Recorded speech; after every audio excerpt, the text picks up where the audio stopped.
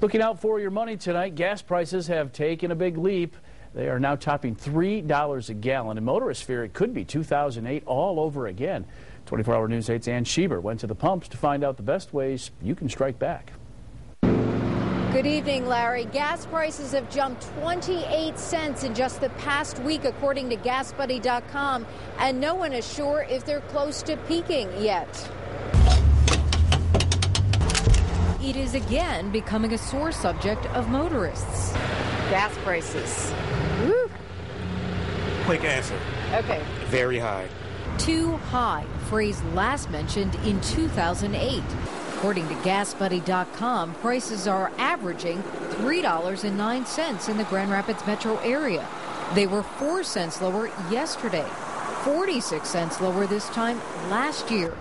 And the culprit, rising oil prices, driven by the Fed's move last week to pump billions of dollars into the economy by buying back U.S. treasuries, which makes the dollar weaker, which gives foreign currencies more oil buying power, which makes traders buy up oil futures. It all adds up at the pump. How are you going to manage that? Drive less. It's really all, you can do. Or ride a bike. It's a little too cold for that, so. Carpool a little bit more, try to make sure each one of our trips are, if we're going to go shopping or something like that, we'll try to do a couple things at the same time. Motorists can fight back by keeping close tabs on prices around the neighborhood. Websites like GasBuddy.com make it easier and make gas stations more inclined to stay competitive. Of course, the trick is to fill up before gas prices rise and buy gas sparingly before they drop. But it's not that hard. A lot of the time it's Tuesdays and Thursdays when prices go up the most, and so a component we've really noticed in the last month or two is watching the Dow Jones. If the Dow really shoots up, you can expect gasoline prices to follow in the next day or so. Gas prices are also driven by location. Yes, prices tend to be higher in more affluent areas of town. And if you monitor the prices on the web, gas stations with lower prices tend to be all over the map.